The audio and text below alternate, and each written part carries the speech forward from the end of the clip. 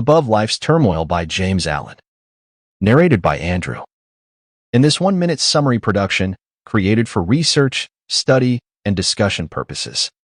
This adaptation of the content, making it accessible for a brief yet informative overview. The intention is to provide efficient resource for those looking to engage with the ideas presented in James Allen work. Chapter 9. Thought and Action. As the fruit to the tree and the water to the spring, so is action to thought. It does not come into manifestation suddenly and without a cause. It is the result of a long and silent growth, the end of a hidden process which has long been gathering force. The fruit of the tree and the water gushing from the rock are both the effect of a combination of natural processes in air and earth which have long worked together in secret to produce the phenomenon, and the beautiful acts of enlightenment and the dark deeds of sin are both the ripened effects of trains of thought which have long been harbored in the mind. The sudden falling, when greatly tempted, into some grievous sin by one who was believed, and who probably believed himself, to stand firm, is seen neither to be a sudden nor a causeless thing when the hidden process of thought which led up to it are revealed. The falling was merely the end, the outworking, the finished result of what commenced in the mind probably years before. The man had allowed a wrong thought to enter his mind, and a second and a third time he had welcomed it, and allowed it to nestle in his heart.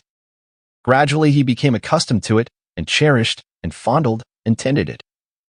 And so it grew, until at last it attained such strength and force that it attracted to itself the opportunity which enabled it to burst forth and ripen into act.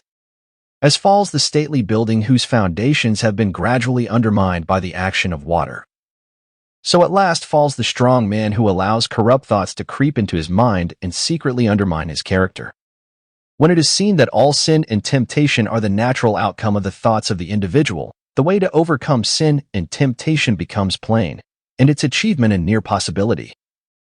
And, sooner or later, a certain reality. For if a man will admit, cherish, and brood upon thoughts that are pure and good, those thoughts, just as surely as the impure, will grow and gather force, and will at last attract to themselves the opportunities which will enable them to ripen into act. There is nothing hidden that shall not be revealed, and every thought that is harbored in the mind must, by virtue of the impelling force which is inherent in the universe, at last blossom into act good or bad according to its nature.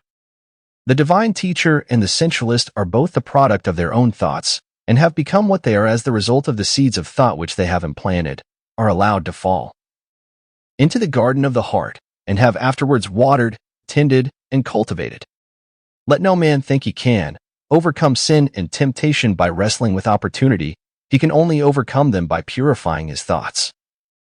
And if he will, day by day, in the silence of his soul, and in the performance of his duties, strenuously overcome all erroneous inclination, and put in its place thoughts that are true, and that will endure the light, opportunity to do evil will give place to opportunity for accomplishing good. For a man can only attart that to him which is in harmony with his nature, and no temptation can gravitate to a man unless there is that in his heart which is capable of responding to it. Guard well your thoughts, reader, for what you really are in your secret thoughts today, be it good or evil, you will, sooner or later, become an actual deed. He who unwaringly guards the portals of his mind against the intrusion of sinful thoughts, and occupies himself with loving thoughts, with pure, strong, and beautiful thoughts, will, when the season of their ripening comes, bring forth the fruits of gentle and holy deeds, and no temptation that can come against him shall find him unarmed or unprepared. For more audiobook like this, hit the subscribe button and click on the notification bell so you get notified when we post a new audiobook. Thanks for listening.